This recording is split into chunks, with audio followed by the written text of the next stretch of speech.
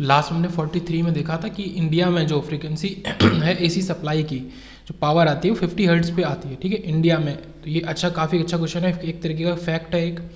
उसके बाद देखते हैं 47, the period of a periodic wave is. Period असल में पूछ रहे हैं कि पीरियोडिक वेव का पीरियड असल में होता क्या है, तो period is the time required to complete one cycle. तो बहुत ही मतलब एकदम से इजी क्वेश्चन है। 44 पे आते हैं, 100 ohm resistor is connected to 220 volt 50 hertz के सप्लाई में उसको जोड़ा है। What is the net power consumed for a complete cycle. तो यहाँ पे पावर हमारा v²/r को ही लगभग यूज़ करेंगे। हाँ, तो इसमें भी कुछ नहीं, v²/r 220 का स्क्वायर और 100 का स्क्वायर जो रेजिस्टेंस है, और सॉल्व करके 484 वॉट।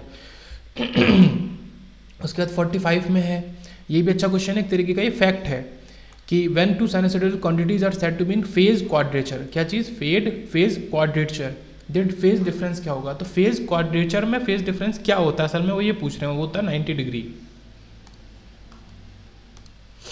अगर दो साइनसॉइडल क्वांटिटीज फेज क्वाड्रेचर में, मतलब उनके बीच में फेज डिफरेंस 90 डिग्री है। फिर हमारा आता है, ये भी वही चीज़ है, period of a sinusoidal wave is time taken to complete one cycle. 46 भी वही है।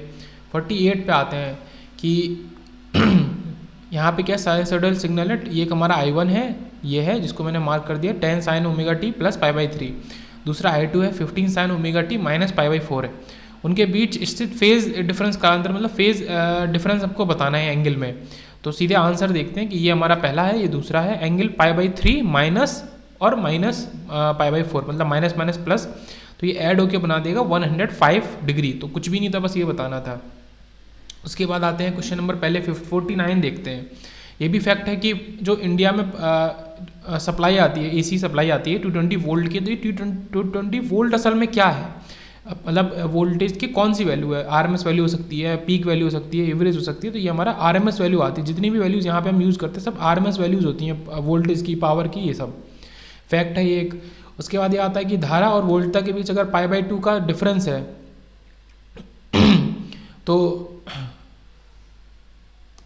ये हिंदी में क्वेश्चन है, इसका कंक्लूजन वही कहता है कि जब हमारा V और I के बीच में फेज डिफरेंस होता है और हमें ये नहीं पता कि कौन लीड कर रहा है, तो हमारा या तो केस इंडक्टिव होगा या कैपेसिटिव होगा। बाकी आपको पता है, अगर वोल्टेज लीड कर रहा है तो इंडक्टिव है हमारा केस, और करंट लीड कर रही है तो कैपेसिटिव केस है। बाकी वोल्टेज की हमारा जो इक्वेशन होगी V=L/di/dt। तो ये हम सीरीज RL सर्किट में या फिर केवल L अगर है मौजूद वोल्टेज के संग तो इसको यूज़ करेंगे। उसके बाद फिर आता है कि अर्थ कंडक्टर वाले केस में जो आंसर है तो ओवर करंट आंसर होता है। Over earth conductor over current, मतलब सीधी सी बात है, ओवर करंट से हमें बचाता है। तो यहाँ पे जो ये दिए सर्किट करंट, ये गलत है बिल्कुल। लीकेज करंट से भी ऐसा कोई ज़रूरी नहीं है। लीकेज करंट तो थोड़ी सी होती है प्रैक्टिकली, ऐसा नहीं कि करंट कभी लीक नहीं करती, बट वो कोई नुकसान नहीं करती। ओवर करंट नुकसान करेगी तो अर्थ कंडक्टर या फिर जो हम अर्थिंग कहते हैं कि अर्थिंग हमें करनी पड़ती है, तो उसी ओवर करंट से बचाने के लिए अपरेटस को। उसके बाद आते हैं 52 पे, ऑल्टरनेटिव करंट की माप किसके द्वारा की जा सकती है। तो ऑल्टरनेटिव करंट को हम कैलकुलेट कैसे कर सकते हैं, किस चीज़ से कर सकते हैं, किस डिवाइस से कर सकते हैं। तो यहाँ पे सीधे से मैं लिख देता हूँ कि एसी करंट को हम कैसे कैलकुलेट कर सकते हैं या मेज़र कर सकते हैं। तो ये भी फैक्ट है कि हम इंडक्शन और एमीटर से कर सकते हैं। तो यहाँ पे जब करंट की बात है तो इलेक्ट्रॉनिक वोल्ट मीटर, इसमें वोल्ट मीटर है तो ये गलत हो गया। बाकी दो क्या थे हमारे, एक ही वोल्ट मीटर वाला भी गलत था। परमानेंट मैग्नेट टाइम हमारा एमीटर है, PMMC एमीटर है, तो ये हो सकता था क्योंकि हमें करंट को कैलकुलेट करना, मेज़र करना, तो एमीटर लगेगा। बट हमारा इंडक्शन एमीटर से हम एसी करंट को मेज़र कर सकते हैं। तो ये याद रखना है कि इंडक्शन एमीटर एसी करंट। अब आते हैं 53 पे। 53 और 48 हमारा सेम क्वेश्चन है, तो उसमें कोई अंतर नहीं है। एंगल हमारा वही 105 डिग्री। आते हैं 54 पे कि an alternating current is given by, ठीक है, I= ये हमारा एंगल है, हैज़ एन RMS वैल्यू। इसमें RMS वैल्यू हमसे पूछी गई है। तो ये हमारा जो यहाँ पे साफ दिख रहा है कि ये जो वैल्यू है, ये वाली, ये वैल्यू कौन सी है, पीक वैल्यू है, ये हमारा VM है। और VRMS क्या होता है हमारा, VM/√2। ये हमको फॉर्मूला पता होना चाहिए। अब VRMS हमको निकालना है तो इसी VM को √2 से डिवाइड करना है। तो यही हमने यहाँ पे किया, ये कि 14.14/1.414, तो ये 10 एम्पियर दे देगा। तो इस तरीके से केवल कौन सा फॉर्मूला हमारा मेनली यूज हुआ है कि VRMS = VM/√2। तो ये याद होना चाहिए सबको। ये हो गया। अब आते हैं 55 पे कि for sinusoidal wave form the ratio of average value to RMS value. Average value to RMS value क्या हमें देता है, इसको हम, तो यहाँ पे हम देख रहे हैं कि हमें एवरेज अपॉन आरएमएस का रेशियो लिखना है। तो हमें ये भी पता है कि आरएमएस अपॉन एवरेज का जो रेशियो होता है इसका उल्टा, उसको हम फॉर्म फैक्टर कहते हैं। मतलब जो फॉर्म फैक्टर है उसका हमें रेसिप्रोकल लिखना है। असल में साइनसॉइडल वेव का लिखना है। तो साइनसॉइडल वेव के लिए हमें पता होना चाहिए कि जो आई एवरेज है वो हमारा 2Im/पाई होती है। क्या होगी? 2Im/पाई, आई एवरेज की अगर बात करें। और आई आरएमएस तो हमें पता ही है कि वो Im/√2 होता है, जो हम यूज ही करते हैं बार बार, इन्हीं को हमने इस्तेमाल किया है। तो उससे क्या निकल के आता है। और अगर डीसी की बात करेंगे तो साइनसॉइडल डीसी के लिए एवरेज हमारा Im/पाई होता है। तो वो तो खैर अलग केस हो गया।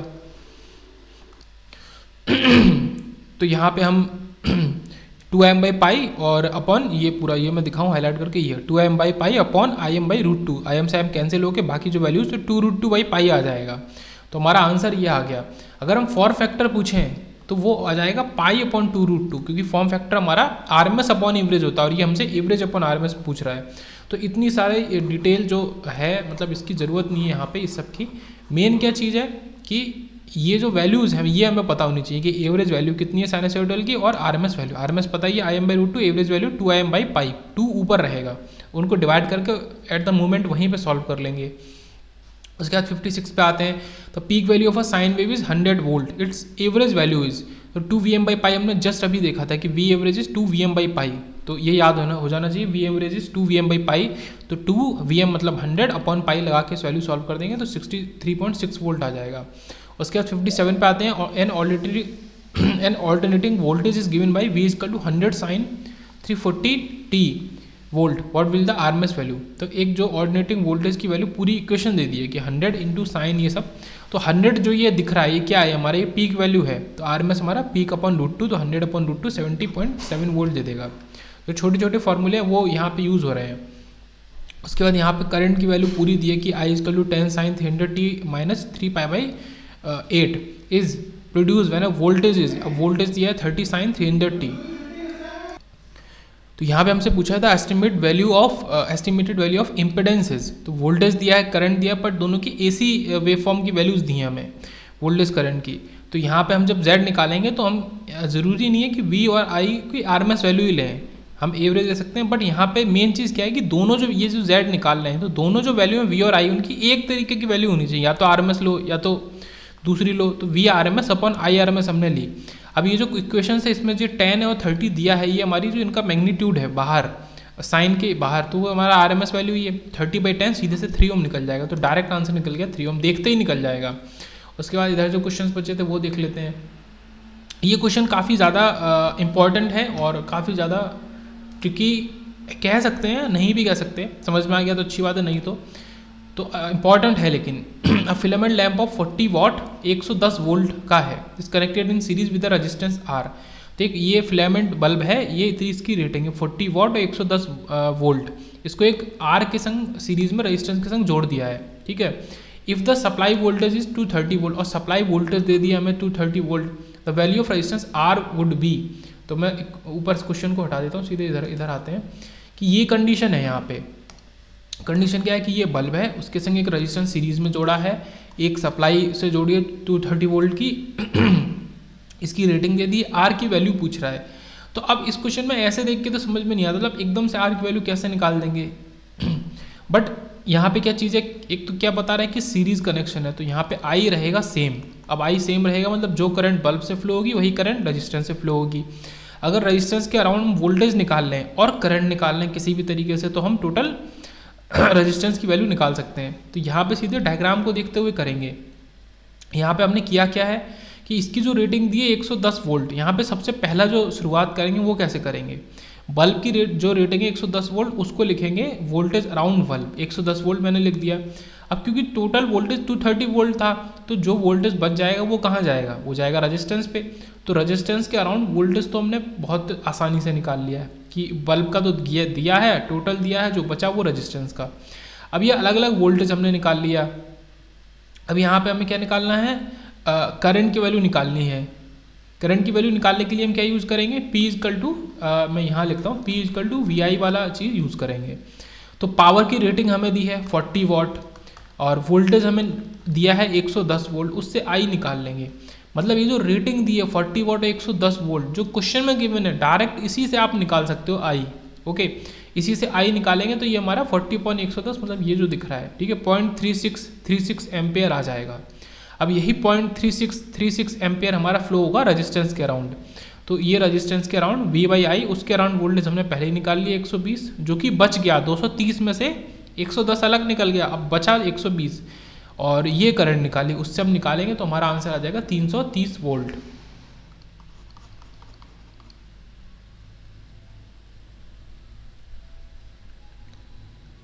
तो उसके बाद देखते हैं नेक्स्ट, देखते हैं 56, the peak value of a sine wave is 100 volt और एवरेज वैल्यू, अच्छा ये सारे क्वेश्चंस तो हो ही गए थे। हम आएंगे 60 पे। If V is equal to VM sine omega t, ठीक है, what is the voltage is the voltage across the capacitor then the current. एक कैपेसिटर है, उसके अराउंड वोल्टेज दिया है और हमसे करंट पूछा है। यहाँ पे सीधे से हमें क्या देखना है कि कोई वैल्यू नहीं दी है, हमें वोल्टेज दिया है और करंट पूछा है, बट एक चीज़ कहती है कि कैपेसिटर के अराउंड। तो अगर किसी सर्किट में कैपेसिटर है तो आई हमारा लीड करेगा, कितने से लीड करेगा, 90 डिग्री से लीड करेगा। 90 डिग्री से लीड करेगा मतलब π/2 से लीड करेगा। तो जो हमारा एंगल होगा इसका, उसमें आपको प्लस π/2 कर देना, बस इतना आपको याद रखना है। अच्छा, ये क्वेश्चन उल्टा करके पूछा जा सकता है, कैपेसिटर की जगह इंडक्टर दे सकता है, और बहुत सारे केस जो बन सकते हैं। तो जब वोल्टेज हमें दे दिया गया है कि VM ये दिया है वोल्टेज, अगर मैं दिखा पा रहा हूँ तो ये है हमारा voltage VM = VM sine omega t। इसी ओमेगा t में हमने आंसर के तौर पे केवल π/2 को ऐड कर दिया और हमारा क्वेश्चन सॉल्व हो गया। तो IM sine omega t plus π/2 option ही आ गया, और इसमें कोई क्वेश्चन में लॉजिक को सब कुछ भी नहीं लग रहा है। उसके बाद 67 पे आते हैं, a step voltage E is applied to a series RL circuit. एक वोल्टेज E को अप्लाई कर रहे हैं सीरीज R, देखो ये R है, ये L सर्किट पे। The rate of change of current is maximum at, तो rate of change of current हमारा मैक्सिमम कब होगा, हमें ये बताना है। तो यहाँ पे एक जो कॉन्सेप्ट लगता है कि inductor opposes sudden change in current and capacitor opposes the sudden change in voltage. तो rate of change of current होगा 0, क्योंकि इसमें एक इंडक्टर है और वो सडन चेंज ऑफ करंट को, क्योंकि यहाँ पे एक स्विच भी दे दिया है, स्विच जैसे ही बंद होगा एकदम से जो करंट में चेंज आएगा उसको अपोज करेगा इंडक्टर, इसलिए जब स्विच बंद होगा उस मोमेंट पे हमारा करंट होगा 0। तो rate of change of current जो पूछ रहा है यहाँ पे इज मैक्सिमम एट, तो 0 पे होगा, 0 वैल्यू पे मैक्सिमम होगा। तो नेक्स्ट देखते हैं अब आगे 67 हो गया, क्योंकि ये inductor oppose the sudden change in current, इस वजह से maximum the rate of change of current maximum हमारा 0 वैल्यू पे होगा। तो ये हमने देखा। उसके बाद नेक्स्ट आगे चलते हैं, हमारे 3 फेज सप्लाई के कुछ क्वेश्चन देखते हैं, जिसमें से हमारा 3 फेज सप्लाई की अगर बात करें, पहला है कि in a delta connection line voltage lags behind the phase current by. तो अगर 3 फेज सप्लाई की बात करेंगे, यहाँ पे डेल्टा कनेक्शन की बात करते हैं, डेल्टा कनेक्शन की, तो यहाँ पे हम क्या कह रहे हैं कि वोल्टेज हमारा लैग कर रहा है करंट को कितने से, 30 डिग्री से लैग करेगा। क्यों? क्योंकि एक तो 3 फेज कनेक्शन है, तो इसका याद करने का वो क्या है कि जो हमारा नॉर्मली लैग करता है 90 डिग्री से, करंट भी लैग करता है, कभी वोल्टेज भी लैग करता है, जो भी लैग करता है, पर यहाँ पे क्योंकि 3 फेज है 3 से डिवाइड कर देंगे, तो हमारा जो 3 फेज में डेल्टा कनेक्शन के अंदर हमारा यहाँ पे वोल्टेज, लाइन वोल्टेज लैग कर रहा है वो हमारा 30 डिग्री से, और यहाँ पे हम वोल्टेज और करंट को लाइन वोल्टेज और लाइन करंट के रेस्पेक्ट में लिखते हैं, यह समझते हैं। उसके बाद देखते हैं नेक्स्ट कि 71 एमीटर में, एक एमीटर में शंट का कार्य क्या होता है, करंट को गुजारने का कार्य होता है। शंट हम किसी एमीटर में शंट क्यों लगाते हैं, क्योंकि उससे करंट हमारा निकल जाए। शंट इज पैरेलल मतलब इक्विवेलेंट टू पैरेलल, शंट और पैरेलल एक ही बात है। उसके बाद ये तो हो गया, बाकी ये डिटेल में पढ़ने की इसलिए ज़रूरत नहीं है क्योंकि ये इसका फेजर डायग्राम है, डेल्टा का फेजर डायग्राम है, क्योंकि ये पूरा ये मतलब प्योर इलेक्ट्रिकल का पार्ट है, बट क्योंकि कुछ एग्जाम्स में मर्ज होकर सिलेबस आ जाता है। हाँ, ये जो था इसके पहले के सारे क्वेश्चन थे 67, ये इलेक्ट्रॉनिक्स में आता है, बट ये प्योर इलेक्ट्रिकल का पार्ट है। हम इलेक्ट्रॉनिक्स में डेल्टा और ये कनेक्शन नहीं देखते हैं। तो जो भी है यहाँ पे अलग अलग, यहाँ पे जो हमारे यहाँ पे रेड ब्लू येलो 3 लाइन होती हैं, ये रेड मतलब पॉइंट है, ठीक है, इनके बीच में ये IR/Y करंट है, इनके बीच में R और B के बीच में IBR करंट है, और B और Y के बीच में YB करंट है। तो ये चीज़ें हैं। तो यहाँ पे से IR जो करंट है वो हमारा √3 टाइम्स IRY के करंट के इक्वल होता है, ये हमें यहाँ पे याद रखना है, क्योंकि यहाँ पे ये तीनों करंट की वैल्यू इक्वल है, इस वजह से ये पहले एक केवल IR को अगर लेंगे तो हमारा ये IRY का स्क्वायर और ये 3 टाइम्स हो जाएगा, क्योंकि तीनों इक्वल है। तीनों इक्वल है, फिर स्क्वायर रूट करेंगे तो ये हमारा 3 का √3 हो जाएगा, बाकी से स्क्वायर हट जाएगा। और वोल्टेज जो होता है VL हमारा V जो फेज का वोल्टेज है उसके इक्वल होता है। यहाँ पे line voltage is equal two phase voltage. ये जब हम बात कर रहे हैं डेल्टा कनेक्शन की, छोटी छोटी चीज़ें हैं बट इतना डिटेल में नहीं। एक तो क्वेश्चन है कि हाँ वो रिपीट होकर आ सकते हैं, बट फिर भी इलेक्ट्रिकल के क्वेश्चन में देख लेते हैं। डेल्टा कनेक्शन होता है और स्टार की बात करेंगे तो ये स्टार कनेक्शन है। Star connection is use for the motors up to 3 horse power. तो स्टार कनेक्शन से हम अप टू 3 हॉर्स पावर की मोटर को चला सकते हैं, स्टार कनेक्शन। उसके बाद ये हमने देख लिया था 71, पहले 70 देख लेते हैं कि स्टार कनेक्शन के लिए लाइन ऑफ फेज के मापदंडों के बीच संबंध क्या होता है। स्टार कनेक्शन की अगर बात करें तो उल्टा होता है। कुछ देखो बहुत छोटी छोटी चीज़ें हैं, वो तो हम मतलब देख ही रहे हैं, सीख जाएंगे कि जैसे डेल्टा कनेक्शन के लिए वोल्टेज हमारा सेम होता है लाइन और फेज का, ऐसे ही उसका उल्टा स्टार के लिए हमारा करंट सेम होती है, लाइन करंट और फेज करंट सेम होती है। और वोल्टेज का रेशियो हमारा √3 टाइम्स होता है कि VL इज √3 VPH फेज। और डेल्टा में करंट के लिए रिलेशन होता है कि IL इज √3 IPH। तो ये चीज़ यहाँ पे हो गई। ये जो आंसर है ये वाला ऑप्शन सी, ये हमारा किसका है, ये डेल्टा का आंसर है। और हम पढ़ के आ रहे हैं स्टार के लिए ऑप्शन ए सही हो जाएगा। तो ये चीज़ हो गई। उसके बाद ये देख लिया एक एमीटर में शंट का कार्य होता है करंट को गुजारने के लिए, to flow current through it. उसके बाद इस क्वेश्चन को देख लेते हैं, थोड़ा सा मतलब अनकन्वेंशनल क्वेश्चन है। On an induction type energy meter is written, ठीक है, इज रिटेन 600 रिवॉल्यूशन पर kilowatt hour. It is if it to be used as an approximate watt meter which is read off in RPM 600 watt load would be read as. पता नहीं क्या उस question को वो किया। यहाँ देख लेते हैं आंसर कि 1 किलोवाट में होता है हमारे 600 रिवॉल्यूशन। उन्होंने दिया है कि 600 रिवॉल्यूशन पर किलोवाट आवर, तो 1 किलोवाट में उन्होंने 600 किया है। 1 वाट में अगर देखेंगे तो हम ये 600 अपन 1000 कर देंगे। एक तो किलो की वजह से ये आ जाएगा और आवर की वजह से ये 60 आ जाएगा।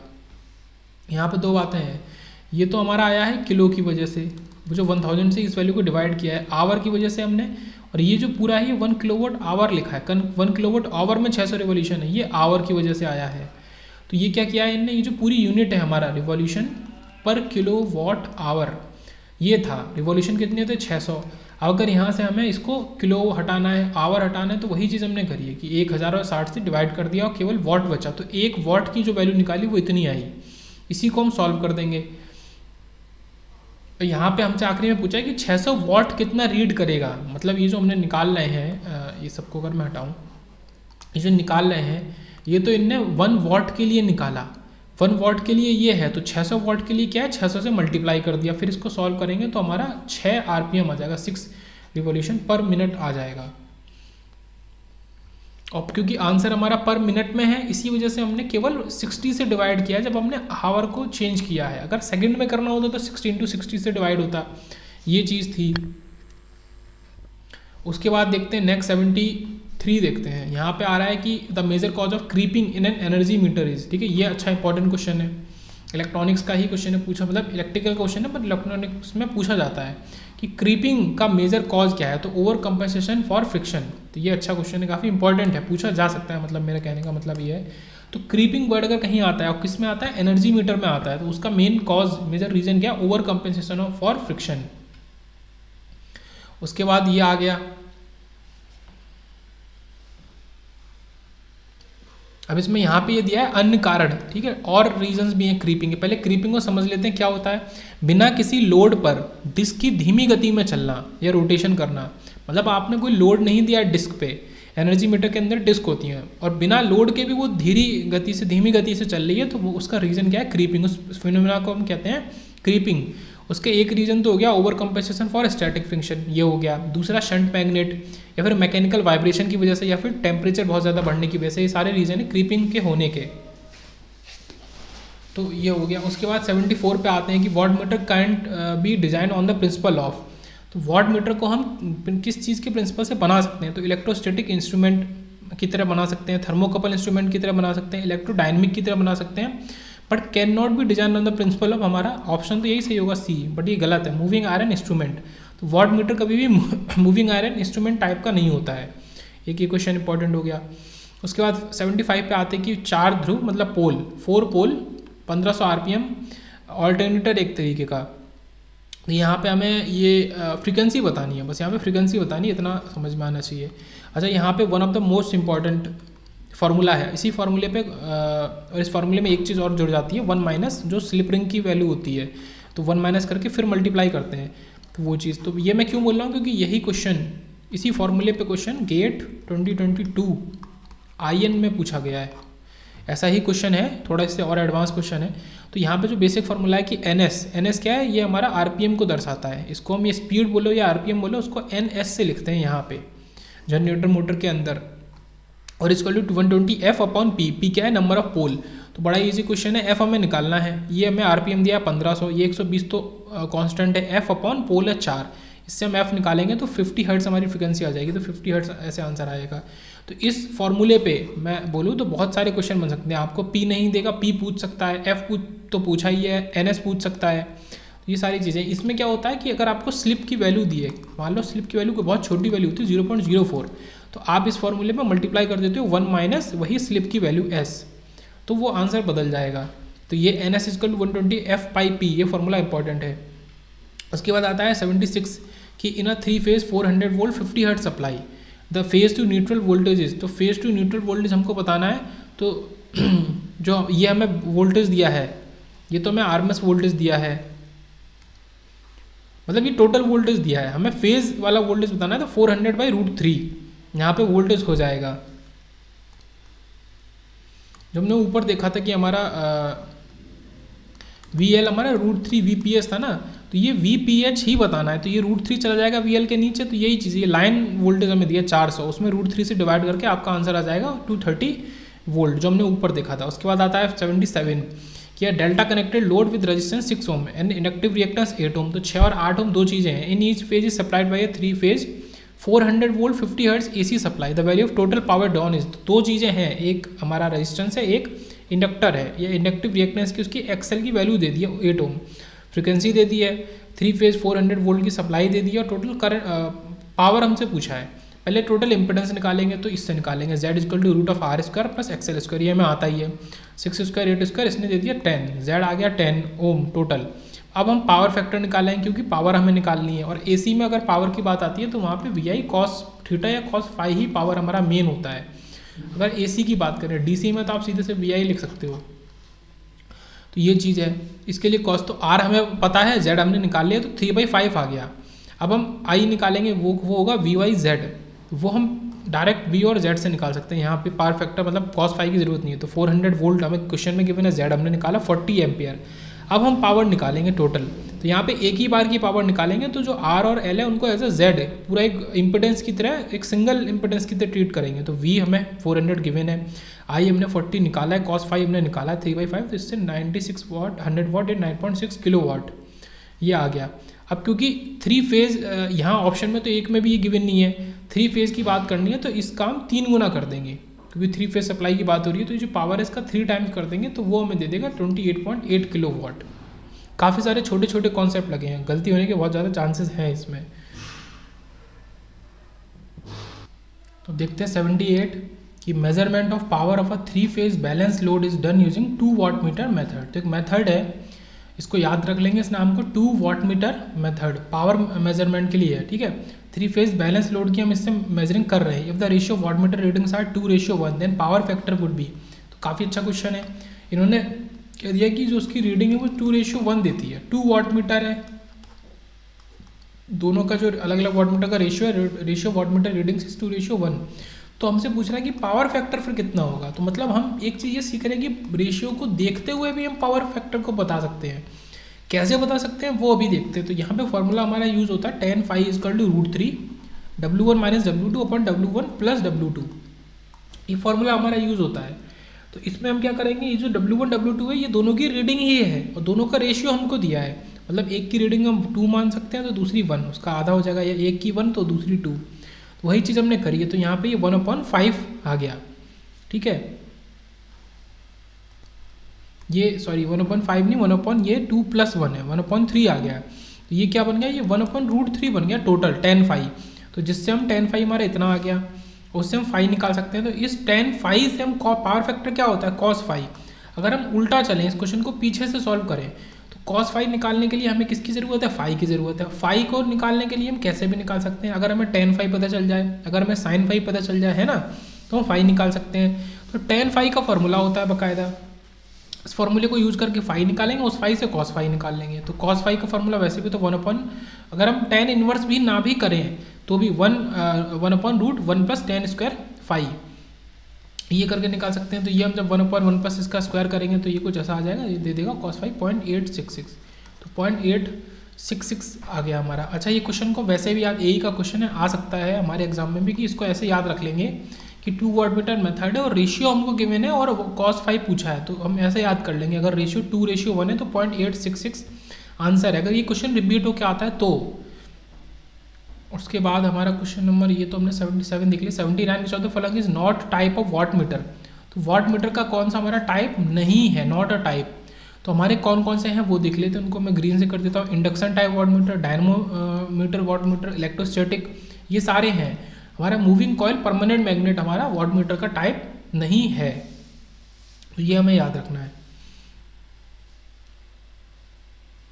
उसके बाद जो हमने पहले भी पढ़ा है क्रीपिंग, कि creeping in a single phase induction type energy meter may be due to, हम पहले पढ़ चुके हैं, तो ये सारे वहाँ पे थे। Over compression for friction, over voltage, vibration, all of these, यहाँ पे ऑल ऑफ दीज हो जाएगा।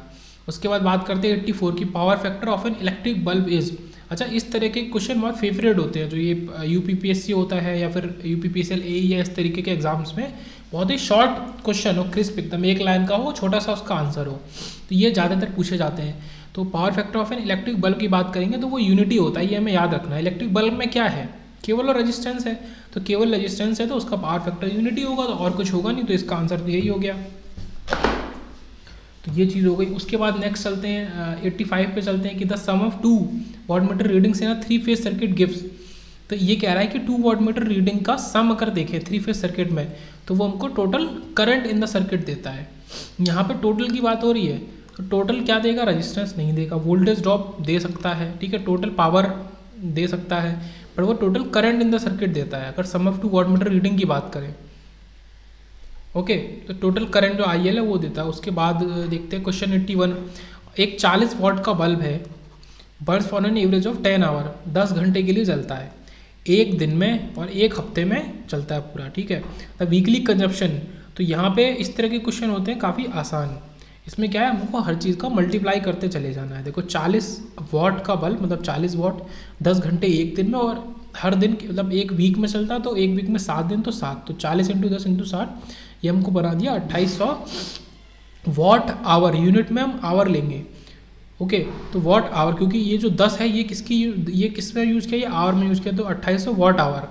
और इसको हम ये लिख सकते हैं 2.8 यूनिट, क्योंकि ये हमें पहले से पता होना चाहिए कि एक यूनिट जो होती है वो 1000 वाट आवर के इक्वल होती है, तो ये हो गया 2.8 यूनिट ओनली। अगला देखते हैं 86, तो यहाँ पे when an alternating supply is given to purely inductive load, मतलब कह रहा है कि एक ऑल्टरनेटिव सप्लाई मतलब वही AC सप्लाई एक प्योरली इंडक्टिव लोड को दिया है, तो बस ये पूछ रहा है कि वोल्टेज और करंट में क्या रिलेशन है, तो वोल्टेज हमारा लीड करेगा और वो भी बाई 90 डिग्री। अगर यहीं पे वो क्या देता प्रैक्टिकल, तो फिर ये 90 डिग्री में कुछ ऊपर नीचे हमारा एंगल हो जाता है, प्योरली है तो फिर हमारा एग्जैक्ट 90 डिग्री, ये हो गया। उसके बाद ये सारे 84, 85, 86 हो गए। 82 पे आते हैं, calculate the angular frequency of a sine wave when supply frequency is 50 hertz. ये क्वेश्चन भी इंपॉर्टेंट है क्योंकि बहुत यूजुअल क्वेश्चन नहीं है, कॉमन नहीं है, तो हमसे एंगुलर फ्रीक्वेंसी पूछी जा सकती है। एक अगर सप्लाई फ्रीक्वेंसी देता है तो ये जो ओमेगा इसका 2πf होता है हमारा, जैसे ज़्यादातर हमारा कॉस ओमेगा टी कहते हैं, कॉस ओमेगा टी या कॉस 100 ओमेगा टी होता है, तो ये पूरा 100 ओमेगा टी किसके इक्वल है, 2πf टी के इक्वल है। अब यहाँ पे 2π को अलग करो, और अगर ये 100 पाई टी होता तो ये इसके इक्वल होता, इसमें 2π को अलग करके f को हम अलग निकालते। यहाँ पे अगर है ये, यहाँ पे साफ साफ हमें दिख रहा है कि फ्रीक्वेंसी तो इतनी है अलग से हमारा, तो ओमेगा हमें निकालना है, तो ओमेगा हमारा इक्वल टू 2πf होता है, ओमेगा इज 2πf, ये सबको पता है। तो इसमें 2π और f हमें गिवन है, तो जो f गिवन है उसमें 2π मल्टीप्लाई करना है, तो ये 50 हर्ट्ज है तो 100π सीधे से हो जाएगा रेडियन पर सेकेंड, क्योंकि ये एंगुलर फ्रीक्वेंसी है और ये नॉर्मल फ्रीक्वेंसी है। उसके बाद क्वेश्चन नंबर 83 देखते हैं कि 40 वाट का बल्ब है, रिमेन्स 1500 घंटे के लिए चलता है, तो किलोवाट आवर ये पूछा रहा है यूनिट, कि इस यूनिट में कितने एनर्जी को कंज्यूम करेगा ये 1500 घंटे अगर चलता है। एक हमारा 40 वाट का बल्ब। तो यहाँ पे वही है कि एनर्जी क्या हो गई हमारा, पावर इनटू टाइम के प्रोडक्ट के इक्वल होती है एनर्जी। तो ये फॉर्मूला भी याद रखेंगे, इक्वल टू P/T। तो पावर हमारा 40 वाट है और कितना टाइम, 1500 घंटे, और वो हमसे पूछ ही रहा है किलो वाट आवर में। तो वॉट आवर तो जैसे इनको मल्टीप्लाई किया 40 और 1500 को, तो ये वॉट और आवर तो बन ही गए, किलो और बनाना है। जो भी आंसर आएगा उसको किलो से डिवाइड कर देंगे। तो ये कुछ 60,000 आया, तो ये हमारा 60 किलो वाट आवर हो गया। तो 60 हमारा आंसर हो जाएगा इन किलो वाट आवर। उसके बाद हमारे क्वेश्चन आ गए ट्रांसफार्मर के, इसको हम नेक्स्ट देखेंगे।